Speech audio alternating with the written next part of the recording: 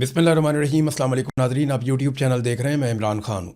नाज़रीन, जेन-ज़ी की जो तहरीक है वो अब इंडिया में पहुँच गई है और कुछ अर्सा पहले इंडिया के सुप्रीम कोर्ट में चीफ़ जस्टिस ने एक जुमला बोलते हुए केस के दौरान नौजवानों को काकरोच से तशबीह दी थी। और उसके बाद अभिजीत दीपिकी नामी एक नौजवान है जो इंडिया से बाहर रहता था, तो अभिजीत ने फौरी तौर पे एक पॉलिटिकल पार्टी कायम कर दी, काकरोच जनता पार्टी। वैसे तो तंज में ये बात की थी chief justice of supreme court of India ने, लेकिन उसके बाद नौजवानों ने इसको सीरियस ले लिया और उन्होंने अपनी एक पॉलिटिकल पार्टी बना दी, काकरोच जनता पार्टी। सोशल मीडिया के ऊपर भूचाल आ गया।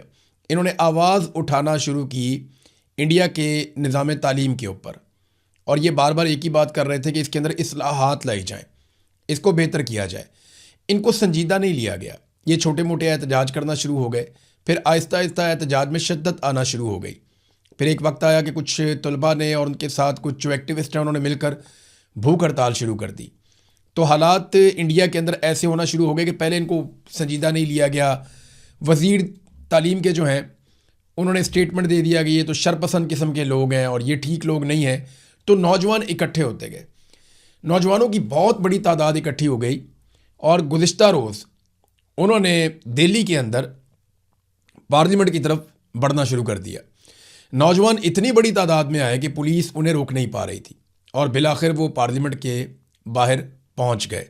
नौजवानों ने जाकर एहतजाज किया। उनकी एक मिनिस्टर के साथ मुलाकात भी हुई, जो सेहत का मिनिस्टर था, हेल्थ मिनिस्टर, उससे मुलाकात भी हुई और उन्होंने अपने मुतालबात भी पेश किए। नौजवानों को कहना है जो वज़ीर तालीम है उसने मजाक उड़ाया और वो इस्लाहात नहीं ला रहा तालीम में, जिसकी वजह से इंडिया के नौजवान पीछे रह जाते हैं। लिहाजा वज़ीर तालीम जिसका नाम है धर्मेंद्र प्रधान, उसको फ़ारिग किया जाए और इसकी अब ज़रूरत नहीं है और कोई ऐसा आदमी लाया जाए तालीम के मैदान में जो नौजवानों के लिए तालीम में इस्लाहात लेकर आए और इंडिया के हालात को, नौजवानों के हालात को बेहतर करे। देखिए, ये नौजवान इतनी बड़ी तादाद में थे कि पुलिस को लाठी चार्ज करना पड़ा, पुलिस को वहाँ पे आंसू गैस फेंकनी पड़ी। मनाज़िर जब मैंने ड्रोन की फुटेजेस देखी तो ऐसा लगा जैसे इंडिया भर के नौजवान वहाँ पे दिल्ली से सारे निकल के इस तरफ को आ गए। तो नौजवान बड़ी तादाद में पहुँचे, बड़े कमिटेड थे, उनके साथ उनके बैग्स थे, थोड़ा बहुत खाने पीने का सामान और पानी की बोतलें थीं। याद रहे कि अभी गर्मी का मौसम है और इस वक्त वहाँ पे काफ़ी गर्मी है, लेकिन इस गर्मी के बावजूद नौजवान ना सिर्फ आए बल्कि उन्होंने पुलिस का मुकाबला किया। पुलिस ने उनके ऊपर बदतरीन लाठी चार्ज किया। कई नौजवान लाठियाँ खाते थे और खड़े रहते थे और वो बार बार कहते थे कि मारो, हमें और मारो, हमें एक ही दफ़ा मार दो, लेकिन हमें हमारा हक दो। ये सूरत हाल पैदा हो गई और फिर पुलिस ने वहाँ पे आंसू गैस चलाई, नौजवानों पे लाठी चार्ज की, उन्हें धक्कम पेल की, उन्हें वहाँ से धकेला, उनका स्टेज वहाँ से रिमूव किया गया। बहुत बड़ी नफरी पुलिस की बुलाई गई, बहुत बड़ी तादाद में पुलिस को इकट्ठा किया गया। लेकिन आप देखेंगे अभी तक की रिपोर्ट के मुताबिक एक भी नौजवान मरा नहीं है और ना ही इंडिया की पुलिस ने या फ़ौज ने इन नौजवानों पे गोली चलाई। ये दिल्ली के अंदर आए भी, ये पार्लियामेंट के बाहर पहुंचे भी, इन्होंने अपना एहतजाज भी किया, अपने मुतालबात भी रखे, वहाँ पे मार कुटाई भी हुई, धक्कम पेल भी हुई, लेकिन इसके बावजूद इंडियन सरकार ने इन नौजवानों पर गोली नहीं चलाई।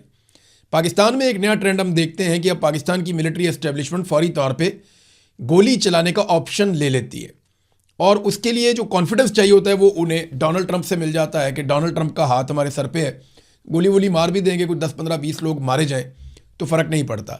आज़ाद कश्मीर में जो डाटा है वो 50 से ऊपर पहुंच गया है शोहदा का, 50 से ज़ायद शोहदा का डाटा है। अभी पिम्स के अंदर एक और नौजवान की शहादत हो गई है, उसे भी गोलियां लगी थी आज़ाद कश्मीर में।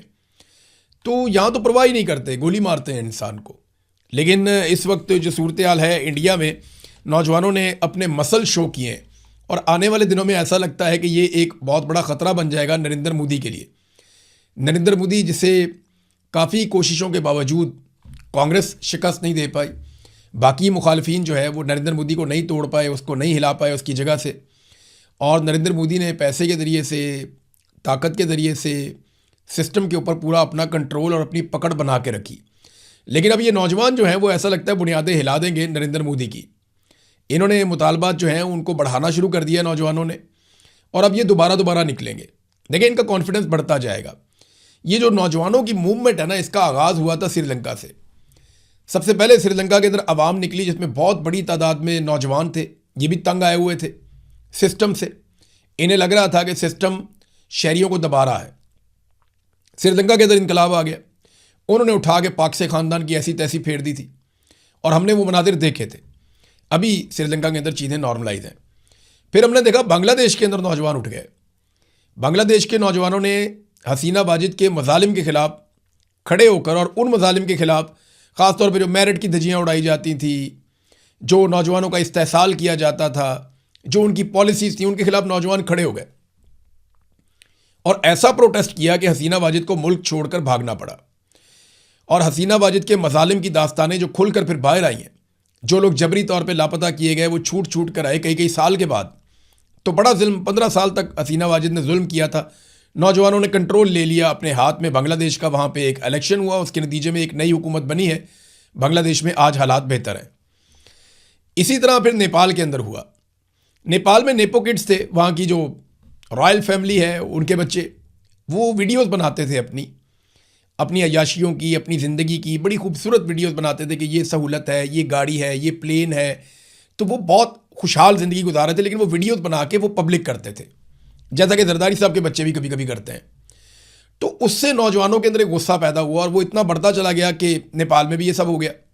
अब आप देखें, श्रीलंका, बांग्लादेश, नेपाल और फिर अगला मुल्क आता है इंडिया।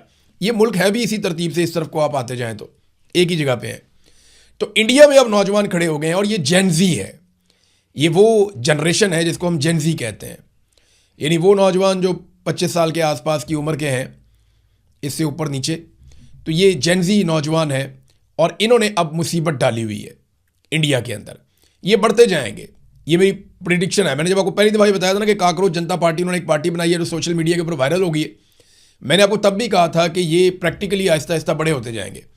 फिर जब वो इंडिया पहुंचा, मैंने आपको तब भी बताया था कि इसका जो फाउंडर है वो इंडिया पहुंच गया और अब वो बड़े एहतजाज के अंदर, आज वो फाउंडर भी मौजूद था, बाकी नौजवान भी मौजूद थे और नौजवान खुद क़यादत कर रहे हैं।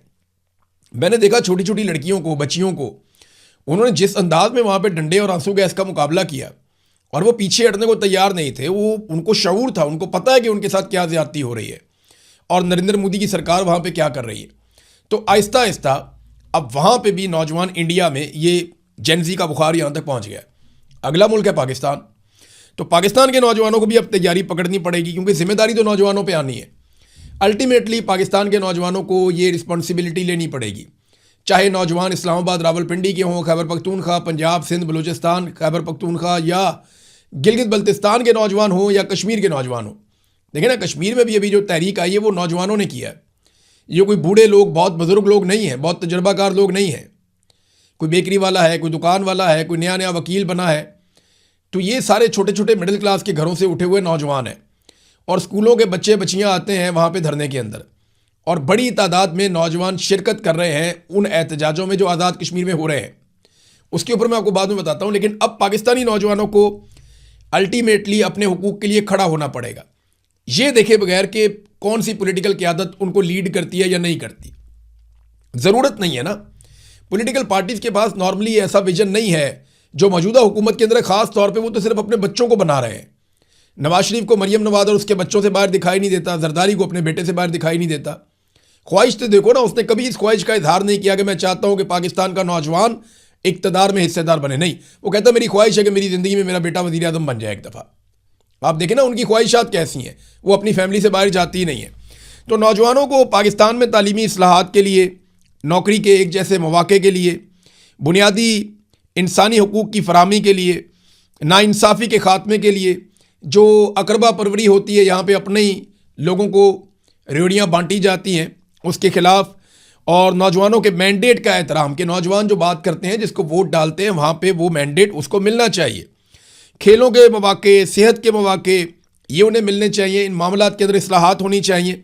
फिर मेरिट का क़याम होना चाहिए पाकिस्तान में, निज़ाम इंसाफ होना चाहिए और शफ़ाफ़ होना चाहिए, आज़ादी सारे राय होनी चाहिए। इंटरनेट बार बार पाकिस्तान में बंद कर देते हैं, मोबाइल फ़ोन बंद कर देते हैं, ये सिलसिले पाकिस्तान में बंद होने चाहिए। करप्शन, रिश्वत, सिफारिश, इन सारी चीज़ों के ख़िलाफ़ पाकिस्तानियों को आज नहीं तो कल उठना पड़ेगा और ये जिम्मेदारी पाकिस्तान के नौजवानों को अपने हाथ में लेनी पड़ेगी। क्योंकि श्रीलंका से लेकर बांग्लादेश तक, बांग्लादेश से नेपाल और नेपाल से इंडिया और इंडिया से अब ये कश्मीर, आज़ाद कश्मीर में भी है। और फिर ये पाकिस्तान के अंदर अल्टीमेटली नौजवानों को ये जिम्मेदारी लेनी पड़ेगी। तो नौजवान अपने आप को ज़हनी तौर पे तैयार करें। मेरी गुजारिश है तमाम नौजवानों से कि अपने आप को आप ज़हनी तौर पे तैयार करें और तैयार रहें उस वक्त के लिए जिस वक्त कौम को उठना पड़ेगा, नौजवानों को उठना पड़ेगा इस सारे जुल्म और ज़्यादती के ख़िलाफ़, ये ख़ानदानी निज़ाम के ख़िलाफ़, ये चंद ख़ानदानों की ग़ुलामी के ख़िलाफ़ आपको उठना पड़ेगा। मिलिट्री एस्टेब्लिशमेंट के पाकिस्तान पे कब्ज़े के ख़िलाफ़ आपको उठना पड़ेगा। एक वक्त आएगा, अपने आप को ज़हनी तौर पे आप तैयार रखें। जब वो वक्त आएगा तो साथ मिलकर निकलें तो अल्लाह ताला आपको कामयाबी देगा। नाज़रीन, बिलावल ने कश्मीर के अंदर एक बात की है, ज़रा वो बात आपके सामने मैं पहले रख देता हूँ। स्टेटमेंट बहुत इंटरेस्टिंग है। उन्होंने कहा, ये वफाकी वज़रा के गैर जिम्मेदाराना बयानात से आज़ाद कश्मीर का मामला पेचीदा हो रहा है। देखें, आज़ाद कश्मीर में हुकूमत किसकी है? बिलावल की है। आज़ाद कश्मीर में इतनी सारी फोर्सेस किसने बुलाई? जिन्होंने गोली चलाई, बिलावल ने बुलाई, बिलावल की पार्टी ने बुलाई और गोली भी चलवाई। जो लोग हैं जॉइंट अवामी एक्शन कमेटी के, उन्हें कलअदम किसने करार दिया? बिलावल ने और उसकी पार्टी ने किया। और कलअदम करार देने के बाद उनके सरों के ऊपर इनाम किसने रखा? बिलावल ने और उसकी पार्टी ने रखा। तो ये जितना कुछ भी किया पाकिस्तान पीपल्स पार्टी की हुकूमत ने किया। ये सारा बहरान पाकिस्तान पीपल्स पार्टी की, आज़ाद कश्मीर की हुकूमत ने किया है। अब आज़ाद कश्मीर की हुकूमत अलग है, पाकिस्तान की हुकूमत अलग है। बेशक ये एक दूसरे पे इन्हिसार करते हैं, लेकिन हैं तो अलग। दो एंटिटीज हैं आइन के मुताबिक, पाकिस्तान का या आज़ाद कश्मीर का। तो बिलावल जो कुछ आज़ाद कश्मीर में बिलावल की हुकूमत कर रही है, वो उसके लिए पाकिस्तान की हुकूमत को जिम्मेदार कैसे ठहरा सकते हैं? ये है मेरा सादा सवाल। तो बिलावल अपोजिशन बनने की या बनने का दिखावा करने की कोशिश करते हैं, जो इंतहाई गैर ज़रूरी है। और नौजवान इस बहकावे में आएंगे नहीं, वो इसमें फंसेंगे नहीं। हाँ, मुज़ाकरात इस वक्त हो रहे हैं आज़ाद कश्मीर में और उसकी ड्राफ्टिंग जारी है। मुज़ाकरात की इस वक्त की सिचुएशन जो है वो मैं आपको बता देता हूँ। थोड़ी देर पहले मैंने इंफॉर्मेशन गैदरिंग की है। डेडलॉक है सीटों के मामले पे और वहाँ आकर फंस गए हैं सारे। एस्टेब्लिशमेंट ये चाहती है कि अगर सीटें कम की जाएं तो जितनी सीटें कम की जाएं उनके पास पूरा इख्तियार होना चाहिए वोट डालने का, वज़ीर आज़म को चुनने का या वज़ीर आज़म को निकालने का, हुकूमत को बनाने और गिराने का इख्तियार। ये जो मुहाजिरीन की नशिस्तें हैं इनके पास होना चाहिए, चाहे कम भी कर दी जाएं, इनका इख्तियार रहना चाहिए।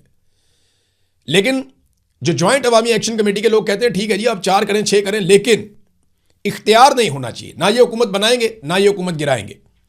हुकूमत बनाने और गिराने का इख्तियार आज़ाद कश्मीर के अवाम के पास होना चाहिए, क्योंकि वो आज़ाद कश्मीर की हुकूमत है और आज़ाद कश्मीर के अवाम जिसको वोट डालेंगे वही हुकूमत बनाएगा, वही हुकूमत गिराएगा। अब क्योंकि ये मकबूजा कश्मीर के मुहाजिरीन हैं, तो ये मकबूजा कश्मीर की हुकूमत बनाने या गिराने में रोल प्ले करें तो एक अलग बात है, लेकिन आज़ाद कश्मीर की हुकूमत गिराने और बनाने में रोल प्ले ना करें, उनका मौक़िफ़ भी एक तरह से ठीक दिखाई देता है। हुकूमत का अपना मौक़िफ़ है, हुकूमत नहीं एस्टेब्लिशमेंट का। तो ये मुज़ाकरात यहाँ पे आके तातुल का शिकार है। इसमें धोखा भी हो सकता है, याद रखिएगा, एंड टाइम पे। और ये सिस्टम कोशिश कर सकता है कि इसको प्रलॉन्ग करे, इस चीज़ को, यानी 22, 23, 24 तक निकलवा लें, 25 को कंपेन ख़त्म करके 27 को एक इलेक्शन करवा दें ज़बरदस्ती कर्फ्यू वाले माहौल में, और कुछ सीटें पीपल्स पार्टी को दे दें, कुछ PMLN को दे दें, कुछ IPP को दे दें, कुछ मुस्लिम कॉन्फ्रेंस। एक मतंजन सा बना के एक ऐसी हुकूमत बनाई जाए जो बैसाखियों के ऊपर खड़ी हो, जो अकेले हुकूमत कर ना सके। PMLN को बाहर से कुछ सीटें मिल जाए, कुछ अंदर से मिल जाए, पीपल्स पार्टी को कुछ अंदर से मिल जाए, मुस्लिम कॉन्फ्रेंस को थोड़ा बहुत हिस्सा दे दें और IPP को कुछ ना कुछ इधर उधर से पूरा करवा के, जैसे गिलगित बल्तिस्तान में किया, तो एक मतंजन किस्म की हुकूमत बना दें। अब एक राय यह है कि पाकिस्तान तहरीक इंसाफ और जॉइंट अवामी एक्शन कमेटी को इलेक्शन ज़रूर लड़ना चाहिए, और मेरे ख्याल में इनको इलेक्शन लड़ने के लिए 48 घंटे से ज़्यादा का टाइम नहीं चाहिए। अगर ये 48 घंटे का भी टाइम हो ना, तो इन्होंने सिर्फ अपने उम्मीदवार अनाउंस करने हैं। जो इस वक्त आज़ाद कश्मीर में जॉइंट अवामी एक्शन कमेटी को अवामी हमायत हासिल है या सपोर्ट हासिल है, वो किसी और पॉलिटिकल पार्टी को नहीं है, और बाकी सब पॉलिटिकल पार्टी से ज़्यादा पाकिस्तान तहरीक इंसाफ के पास सपोर्ट है। यानी अगर सबसे ज़्यादा वोट बैंक है तो वो तहरीक इंसाफ का है, लेकिन सबसे बड़ी सपोर्ट अगर किसी के पास है तो जॉइंट अवामी एक्शन कमेटी की है। वो अगर अपने लोग अनाउंस कर देना कि ये हमारे लोग हैं, इनको आपने वोट डालना है, तो वोट इधर उधर नहीं जाता, उन्हीं को डलेगा। यानी मैंने कई सहाफ़ियों से पूछा, कोई बहुत मोहतात भी रहता है ना, तो वो कहता है अगर ये इलेक्शन लड़ने का फैसला करते हैं और अपने उम्मीदवारों को नामजद करते हैं ना, तो ये बड़े आराम से अपनी हुकूमत बना सकते हैं।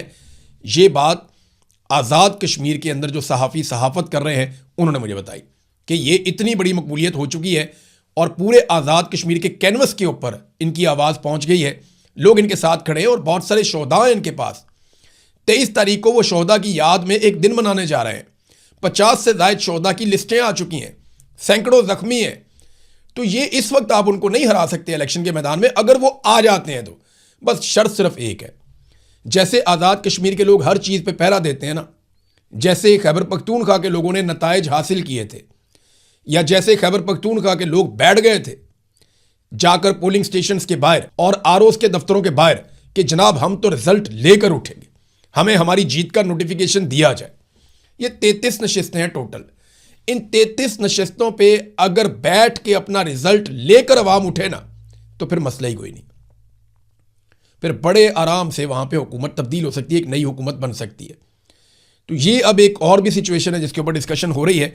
तो आज़ाद कश्मीर का मामला है यहाँ पे, इसको हम डिस्कस करेंगे नेक्स्ट वीलॉग में। मजीद मालूमात आती हैं तो मैं आपको शाम को बताता हूँ कि और क्या हो रहा है। अब नाजरीन, DHA की मौजें लग गई हैं। ये डिफेंस हाउसिंग अथॉरिटी है, ये फ़ौज का एक झेली इदारा है, यहाँ पे ये कारोबार वगैरह करते हैं। तो देखें कितनी मज़े की खबर है, मोहम्मद असद चौधरी साहब ने खबर दी है। खबर देखें आप, नेशनल हाईवे अथॉरिटी, ये मोटरवे वगैरह बनाते हैं, बड़ी बड़ी सड़कें जो मेन है उसकी एक नेशनल हाईवे अथॉरिटी है। उन्होंने अपनी पॉलिसी में नरमी की है DHA के लिए, और किसी के लिए नहीं। DHA के लिए तो कानून भी बदल देते हैं, मसला ही कोई नहीं है। उसका एक प्रोजेक्ट है गंधारा सिटी, इसको लाहौर और इस्लामाबाद मोटरवे से डायरेक्ट इंटरचेंज की मंजूरी दे दी गई। हालांकि किसी भी एक इस तरह के प्रोजेक्ट को मोटरवे से इंटरचेंज क्यों दिया जाएगा? इंटरचेंज तो शहरों के लिए होते हैं, सोसाइटियों के लिए तो नहीं होते। लेकिन क्योंकि DHA का है प्रोजेक्ट तो इन्हें जनाब इंटरचेंज की मंजूरी दे दी गई। पॉलिसी के मुताबिक मोटरवे पे 2 इंटरचेंजों के बीच में कम से कम 10 किलोमीटर का फासला होना चाहिए, मगर ये तो 7 किलोमीटर के ऊपर इन्होंने बना दिया है। और DHA इंतज़ामिया इंटरचेंज के लिए सरकारी फ़ीस जो अदा करनी पड़ती है, यानी अगर आपने इंटरचेंज लेना है तो आपने एक सरकारी फ़ीस भी देनी है ना, ये अरबों रुपए में होती है। तो DHA वो फ़ीस नहीं देना चाहता, वो इसको माफ़ करवाना चाहता है फ़ीस को भी, ये कहकर कि हमने वेलफेयर के काम किए हैं, यानी हमने शोहदा को प्लाट दे दिए हैं, या हमने कोई और वेलफेयर का काम किया है, या हमने क्रिकेट का एक ग्राउंड बना दिया है, हमने वहाँ पे एक मस्जिद बना दी है, वहाँ पे एक डिस्पेंसरी बना दी है, एक अस्पताल बना रहे हैं। तो उन्हीं चीज़ों को बेचेंगे भी, उन्हीं चीज़ों की कीमत भी वसूल करेंगे ना। प्लॉट महंगे हो जाते हैं जी, अस्पताल बना हुआ है, मस्जिद बनी हुई है, सारा कुछ है, सहूलियात बनी हुई है, स्कूल बने, वेलफेयर का काम है ना। तो उसके अंदर वो कह रहे हैं जी एडजस्ट कर लें आप, ये इंटरचेंज आप हमें बना कर दें, जो अरबों रुपये इंटरचेंज की कीमत हमने आपको देनी है या फीस आपको देनी है, नहीं वो हम आपको नहीं देंगे, हमने वेलफेयर का काम कर लिया। एक तो इंटरचेंज ले लिया कानून की खिलाफ वर्जी करते हुए, 10 किलोमीटर वाली शर्त है वो भी ख़त्म कर दी, और इंटरचेंज लेकर उसकी फ़ीस भी नहीं दी। ये 2 चीज़ें। मज़ीद वो लिखते हैं कि वाकफान हाल बताते हैं कि नेशनल हाईवे कौंसिल के इजलास में 22 जून 2026 को जो हुआ, इंटरचेंज की लोकेशन पॉलिसी के खिलाफ होने की वजह से फैसला किया गया कि ये इंटरचेंज बनाने की इजाज़त नहीं दी जा सकती, और चेयरमैन कौंसिल और दीगर मेंबरान ने इसको बड़ी सख्ती से मुस्तरद किया था। अगले ही दिन कौंसिल के चेयरमैन शुजाउद्दीन ज़का दीगर कौंसिल मेंबरान को कॉल करके इस इंटरचेंज का कौमी मफाद समझाते रहे। यूं भरी कौंसिल में हुए फैसले को तब्दील करके ये इंटरचेंज दे दिया गया कौम के वसी तर मफाद में। अब इसके बाद होगा क्या? जो DHA गंधारा सिटी के प्लॉट्स हैं ना, वो बहुत महंगे हो जाएंगे। अब इसके इश्तिहार के अंदर बाकायदा लिखा जाएगा, बल्कि ये लिख दिया गया, ये आ भी है सामने आपके, कि जनाब NHA allows dedicated motorway interchange for DHA Gandhara city, कि जनाब हमें नेशनल हाईवे अथॉरिटी ने एक इंटरचेंज भी अलाउ कर दिया है हमारे DHA गंधारा सिटी के लिए। तो वो एक बड़ा ज़बरदस्त गाना गाया था नूर जहां ने, बाद में एक और गुलकारा ने उसको थोड़ा सा मॉडिफाई करके बनाया था कि सारे रकबे तुम्हारे लिए। तो ये वही वाली सूरत हाल मुझे लगती है कि DHA का रूल भी तब्दील हो गया। नाज़रीन, ये जो इन्होंने फैसला किया था रोज़ाना की बुनियाद पे फैसला किया जाएगा कि पेट्रोल की कीमत ऊपर करनी है या नीचे करनी है, तो अब ये रोज़ाना करेंगे, हमें रोज़ खबर देनी पड़ेगी आपको। पेट्रोल की कीमत में इन्होंने इजाफा किया है जी, डीजल की कीमत में 5 रुपये 71 पैसे, यानी 5.25 इन्होंने डीजल की कीमत मज़ीद बढ़ा दी है, और 35 पैसे पेट्रोल की कीमत कम कर दी है। यानी जब कम करते हैं तो 35 पैसे, बढ़ाते हैं 5.25 रुपये। तो डीजल के ऊपर आवाम को अच्छा खासा चूना लगा रहे हैं। इस वक्त जो डीजल की कीमत है वो 360 रुपये तक पहुंच गई है, और पेट्रोल लगभग 316 रुपये का है। ये नाजरीन पाकिस्तान के साथ कर रहे हैं। इमरान खान का 150 वाला बहुत महंगा था और ये बहुत सस्ता है। ईरान और अमेरिका के इशू के ऊपर मेरे पास खबरें हैं, लेकिन बात करेंगे नेक्स्ट वीलॉग में। अब तक के लिए इतने, अपना ख्याल रखिएगा, अपने इस चैनल का भी। अल्लाह हाफ़िज़।